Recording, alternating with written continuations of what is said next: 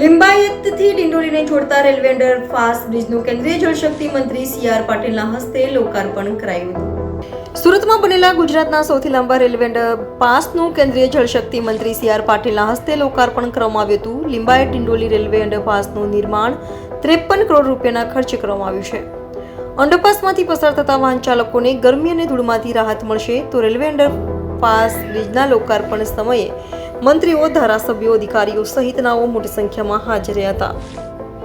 सूरत शहर में आज एक अंडरपास ब्रिज का लोकार्पण हुआ है. इसकी विशेषता है कि पूरे राज्य में ये सबसे लंबा ओवरब्रिज है और ये अद्यतन ओवरब्रिज के अंदर बीच में कहीं भी अगर ऑक्सीजन की कमी भी आती है तो उसके लिए विशेष व्यवस्था, हाईटेक व्यवस्था भी की गई है, तो जिसके कारण अंदर भी ऑक्सीजन का प्रवाह चलता रहेगा.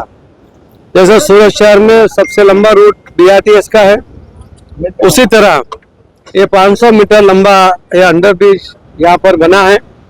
लोगों को 2-3 किलोमीटर घूम के जाना पड़ता था या आना पड़ता था.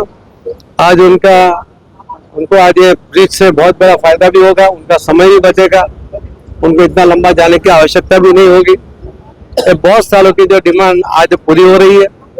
इसके लिए मैं सूरत शहर के मेयर, उनके पदाधिकारी, कमिश्नर और उनके अधिकारी कर्मचारी और इस विस्तार के धारासभ्य, इन सबको बहुत बहुत अभिनंदन देता हूँ कि उन्होंने इस ब्रिज का आयोजन किया और पूर्ण भी किया है.